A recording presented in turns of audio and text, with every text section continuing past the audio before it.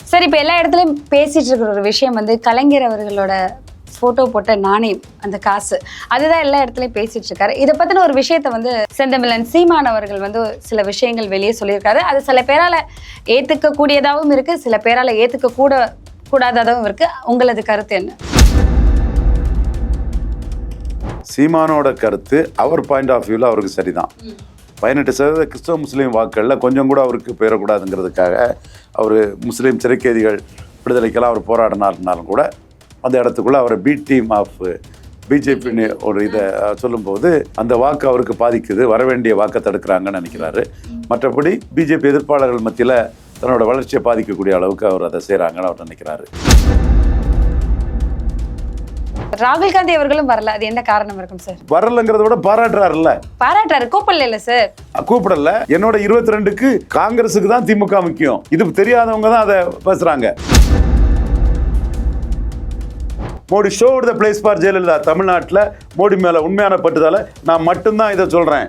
மோடியா லேடியா நீ கேட்ட ஜெயலலிதா அம்மையார பரிதாபமாக பொறுப்பு கவர்னரையே கன்சல்டேஷன் பண்ணி தான் போடணும்னு சொன்ன ஜெயலலிதா அம்மையார் அவங்க மோடியா லேடியான்னு கேட்டாங்க, அப்படி இப்படிலாம் திமிரா பேசுறாங்களா, அவங்களுக்கு சொல்றேன். அந்த ஜெயலலிதா அம்மையார பொறுப்பு கவர்னர் RSS சேர்ந்தவர் ரோசியா மாதிரி விலை போகாத கவர்னர் அவரை பரிதாபமா நடந்து வந்து வரவேற்கவும் வழி அனுப்பவும் செய்து வச்சாங்க.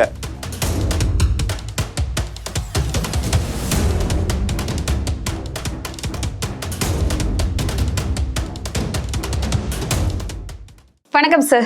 வணக்கம் நாச்சியார். சார், இப்போ எல்லா இடத்துலையும் பேசிட்டு இருக்கிற ஒரு விஷயம் வந்து கலைஞர் அவர்களோட போட்டோ போட்ட நாணயம், அந்த காசு, அதுதான் எல்லா இடத்துலையும் பேசிட்டு இருக்காரு. இதை பத்தின ஒரு விஷயத்த வந்து செந்தமிழன் சீமான் அவர்கள் வந்து சில விஷயங்கள் வெளியே சொல்லியிருக்காரு. அது சில பேரால ஏத்துக்க கூடியதாகவும் இருக்கு, சில பேரால ஏத்துக்க கூடாததாகவும் இருக்கு. உங்களது கருத்து என்ன? சீமானோட கருத்து அவர் பாயிண்ட் ஆஃப் வியூவில் அவருக்கு சரிதான். 18% கிறிஸ்தவ முஸ்லீம் வாக்குகளில் கொஞ்சம் கூட அவருக்கு போயிடக்கூடாதுங்கிறதுக்காக அவர் முஸ்லீம் சிறைக்கைதிகள் விடுதலைக்கெல்லாம் அவர் போராடினாலும் கூட அந்த இடத்துக்குள்ளே அவரை பி டீம் ஆஃப் பிஜேபின்னு ஒரு இதை சொல்லும்போது அந்த வாக்கு அவருக்கு பாதிக்குது, வரவேண்டிய வாக்கை தடுக்கிறாங்கன்னு நினைக்கிறாரு. மற்றபடி பிஜேபி எதிர்ப்பாளர்கள் மத்தியில் தன்னோட வளர்ச்சியை பாதிக்கக்கூடிய அளவுக்கு அவர் அதை செய்கிறாங்கன்னு அவர் நினைக்கிறாரு. இது ஊடகத்தில் வலைத்தளங்களில் பலரும் செய்கிறாங்க. அப்போ அவர் என்ன பண்ணுறாருன்னா, என்ன சொல்லிட்டு நீங்கள் பாஜக கூட நெருக்கமாக இருக்கிறீங்களாங்கிற ஒரு கேள்வியை அவர் முன்வைக்கிறாரு. இதில் நான் என்ன பார்க்குறோம்னா, இது வந்து பாஜகவோட ஸ்ட்ராட்டஜியாக தான் பார்க்குறேன். நான் ஒரு வைடர் பர்ஸ்பெக்டிவில் சீமானுக்கு வியூ பாயிண்ட் வேற, என்னோட வியூ பாயிண்ட் வேற. மோடி அரசு வந்து இன்னா கொழுந்துரும் அண்ணா கொழுந்துரும்னு எல்லாரும் பேசுகிறாங்க. தமிழ்நாட்டிலே என்னென்ன பேச்சு எல்லாம் எல்லாரும் பேசுனாங்க உங்களுக்கே தெரியும் நாச்சியார். லாலு யாதவ் ஆகஸ்ட் 15 கொழுந்துருன்னார். நிதிஷ்குமாரும் சந்திரபாபு நாயுடும் நாங்கள் நினச்சா கவுழ்த்துற முடியும்னு சொல்கிறாங்க. இங்கே ராஜ்நாத் சிங்கை வந்து அவரே கலைஞர் நினைவிடத்துக்கு போய் அவரே கலைஞருக்கு பெரிய உயர்வை கொடுத்து மோடி பெரிய அளவில் கலைஞரை புகழ்ந்து நிற்கும்போது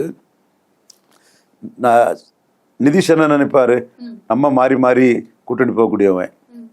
அவர் ஸ்டாலினும் 22 NDAக்கு 5 மந்திரி பதவிங்கிறதுல கொடுத்துட்டாருன்னா அப்போ நம்ம நினைச்சாலும் மோடி அரசை கவிழ்க்க முடியாது.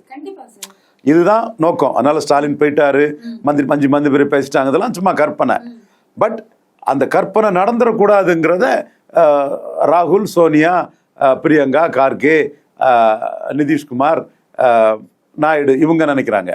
அப்போ மோடியோட அந்த ராஜேந்திர நடவடிக்கையில நாயுடுவையும் நிதிஷையும் ஓரளவு யோசிக்க முடியாம பண்ணிட்டாங்களா, இந்த ஆட்சியை கவிழ்த்துடலாங்கிற எண்ண ஓட்டத்துக்கு போடாம பண்ணிட்டாரா. அடுத்தால காங்கிரஸ் தரப்பு கனவு காண்றாங்க இந்த ஆட்சியை கவிழ்த்துடலான்னு. இவர் லாலு யாதவ் கனவு காண்றாப்புல. அப்போ இங்க கனவு கண்டு கால் எடுத்து வச்சா ஒருவேளை ஸ்டாலின் அதை முறியடிச்சிருவாரோன்னு அவங்களும் மோடி அரசை கவிழ்க்க முடியுங்க. ஸ்டாலின் அவர்கள் நினைச்சா முறியடிச்சிட முடியுமா சார்? 22 நம்பிக்கை எண்ணிக்கை இருக்கும்போது வந்து அந்த 22 இல்லாம முடியாது இல்லையா?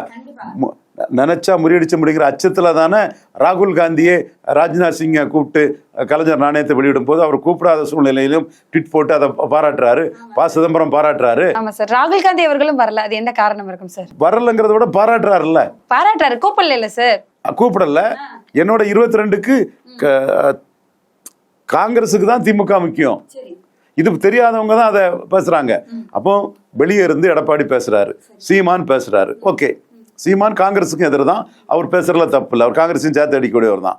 இவரு எடப்பாடி பேசுறதுல நீங்க பேசலாம், ஆனா காங்கிரஸ் அங்க போய் இருக்கிறாங்க, செல்வ பிறந்தகை இருக்கிறாங்க, ராகுல் காந்தி ட்வீட் போடுறாரு, ப சிதம்பரம் ட்வீட் போடுறாரு, மேட்ரு ஓவர். அப்போ 22 எம்பிக்கள் இருக்கக்கூடிய மு.க. ஸ்டாலின் இந்திய அரசியல்ல ஒரு மைனாரிட்டி கவர்மெண்ட்ல வந்து இந்த கவர்மெண்ட்டை காக்கிறதுக்கு அவரால் நினைச்சாருன்னா முடியும். அப்போ இந்த கவர்மெண்ட்டை வீழ்த்தி பார்க்கலான்னு நினைக்கிறவங்க யாருமே நினைச்சது நடக்காதுங்கிறதான் மோடிக்கு மூவ். மோடி அடாப்டபிலிட்டியோட வித்தியாசமா பிளே பண்ணுவாரு. நான் சொன்னனா இல்லையா? ஏற்கனவே இதை சொல்லிட்டு தானே இருக்கிறேன். எமர்ஜென்சியை எதிர்த்த முதலமைச்சர் கலைஞர் கருணாநிதியின் மகன் என்பதால் எமர்ஜென்சியில் ஸ்டாலின் கைதப்பட்டிருக்கப்பட்டாருங்கிறத நாம் சொல்லியிருக்கோம். நம்மளே அது எமர்ஜென்சி எதிர்ப்பு சம்பந்தமா அந்த விஷயங்களை பேசியிருக்கோம். இப்போ எமர்ஜென்சி எதிர்ப்புங்க தாண்டி 22 எம்பி தான் இங்க பேசுது. அப்போ இந்த 22 எம்பி இல்லாம மோடியை வீழ்த்தணும்னு நினைக்கக்கூடிய சோனியா காந்தியால கனவு காணக்கூட முடியாத, புரியுதுங்களா? எடப்பாடி கையில எம்பி இல்ல, அப்போ அவரு இதுக்குள்ள வந்து நான் ஒன்று பேசுறதுல அர்த்தம் இல்லை. ஏன்னா நீங்க எந்த கூட்டணி கட்சிகளை எதிர்பார்க்கிறீங்களோ அந்த கூட்டணி கட்சிகள் வந்து இதை பெருசா எடுக்கல, காங்கிரஸே பெருசா எடுக்கல. அவங்களுக்கு ஆல் இண்டியாவில் என்னைக்குனாலும் காங்கிரஸ் வேணும். 9 எம்பி ஜெயித்து கொடுத்தாரு, 10 எம்பி ஜெயித்து கொடுத்தாரு, 10 எம்பி 2004 ஜெயித்து கொடுத்தாரு, 8 எம்பி 2009 ஜெயித்து கொடுத்தாப்புல. கூட்டணி இல்லாத போது 1 எம்பி கூட இல்லை, கன்னியாகுமரியில் மட்டும் டெபாசிட் வந்தது. இப்போ சட்டமன்றத்துக்கு காங்கிரஸுக்கு வந்து ஒரு 4% ஓட்டு இருக்கலாம். அது கன்னியாகுமரி, திருநெல்வேலியில, கன்னியாகுமரியில அதிமுக இல்ல, திருநெல்வேலியில இல்ல, எங்கதான் சார் இருக்காங்க, வடதமிழத்துல இருக்காங்க, அங்க இல்ல. அப்போ அவங்களோட கூட்டணி போய் எம்எல்ஏ ஜெயிக்க முடியுமா? அப்படி கூட்டணி போய் விழுந்துட்டா 2014 மாதிரி தமிழ்நாடு ஆயிட்டுன்னா இந்தியாவை நினைச்சு கனவு காண முடியுமா? அவங்க இளவரசரை இந்தியாவில் உட்காந்து வைக்கணும்னு நினைக்கிறாங்க. ஸ்டாலின் இல்லாம என்ன பண்ண முடியும்? ஸோ காங்கிரஸ் என்ன பண்ணாலும் ஸ்டாலினை விட்டு போக மாட்டாங்க. இந்திய அரசியலுக்காகவும் தேவை, தமிழ்நாட்டில் ஜெயிக்கிறதுக்கும் தேவை.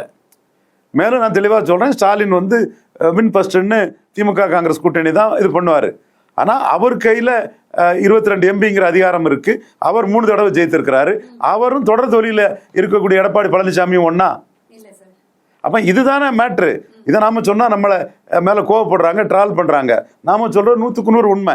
பட் ஸ்டாலினுக்கு இப்படி ஒரு புகழ் இருக்கிறது, கலைஞர் மகனுக்கு இப்படி இருக்குங்கிறது பல கருப்பையா, தமிழர் மணியன் போன்ற மதிப்புக்குரியவங்களுக்கு பிடிக்கல. நம்ம என்ன செய்ய முடியும்? யதார்த்த சூழ்நிலை இதுதானே. ஏன் அன்னைக்கு இந்திரா காந்தி அம்மையார் வந்து சார்ட்டர்ட் பிளேட்ல வந்து ஆலிவர் ரோட்ல உள்ள கலைஞர் வீட்டுக்கு வந்து மடிப்பிச்சை கேட்டது மாதிரி என்னை காப்பாத்துங்கன்னு கையை பிடிச்சிக்கிட்டு, நீங்க எனக்கு ஆதரவளிக்கலன்னா கிரி தோத்துருவாரு, கிரி தோத்துட்டா என்ன பிரைம் மினிஸ்டர் போஸ்ட்ல இருந்து எடுத்துருவாங்க, அதனால கிரியை ஜெயிக்க வைக்கிறதுக்கு எனக்கு ஆதரவு கொடுங்கன்னு கெஞ்சி கேட்டாங்க. என்னோட மைனாரிட்டி கவர்மெண்ட் இருக்கு, ஆதரவு கொடுங்கன்னு சொன்னாங்க.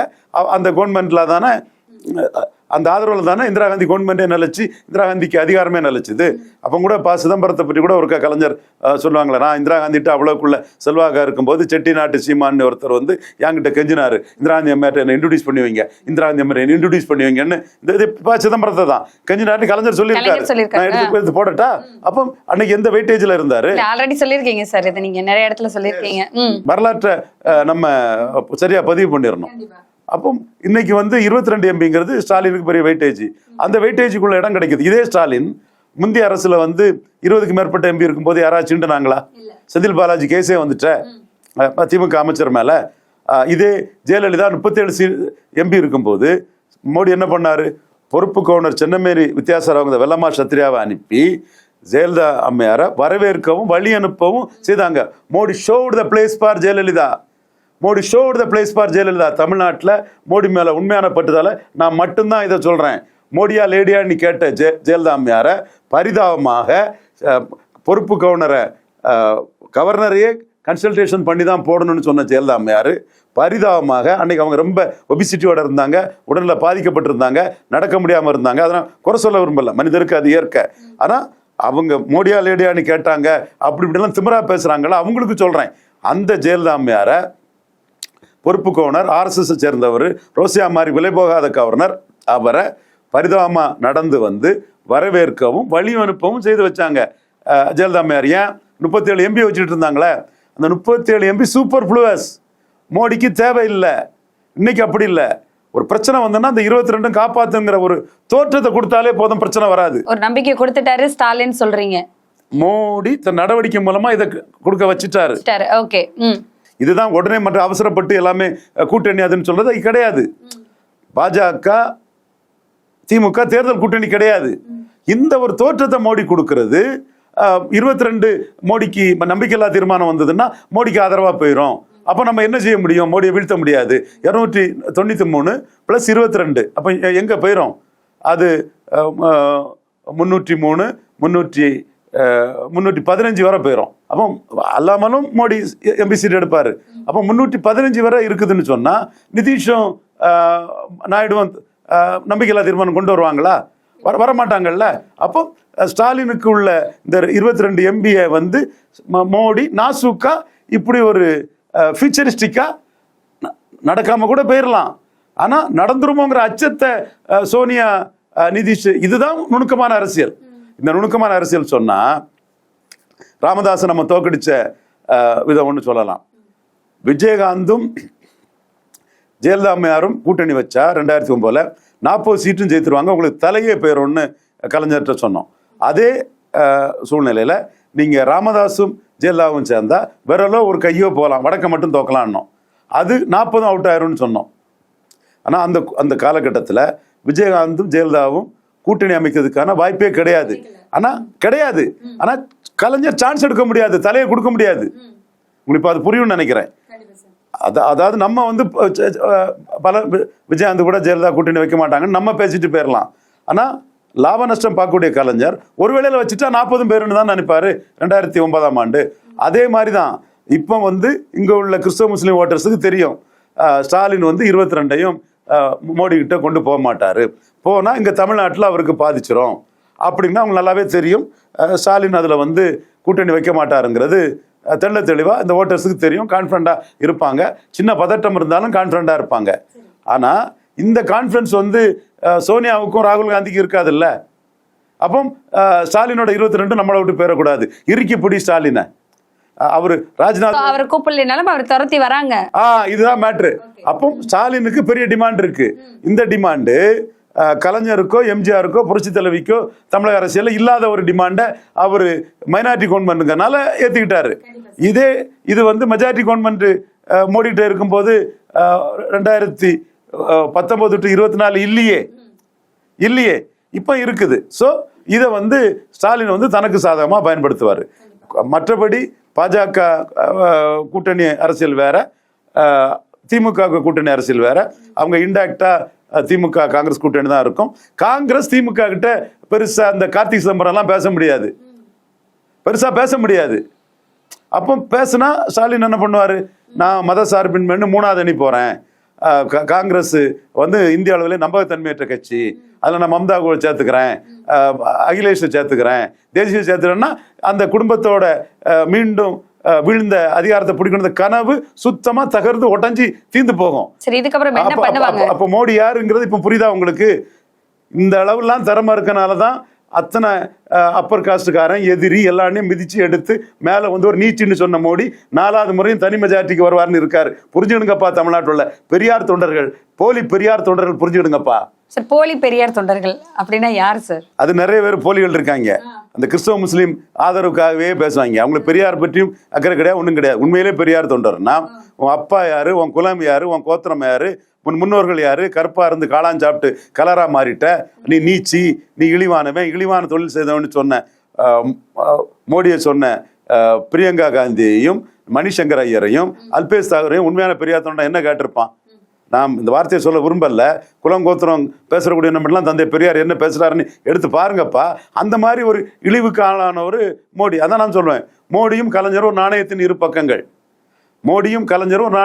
பக்கங்கள். எத்தனையோ இதில் நான் பேசியிருப்பேன். ஏன்னா அந்த அளவு சமூக இழிவை அரசியல் தலைவர்களே அவர்கிட்ட பலமே அடைஞ்சு மானங்கட்ட முறையில் அவரை பேசியிருக்காங்க. மானங்கட்ட கோஷ்டிங்க.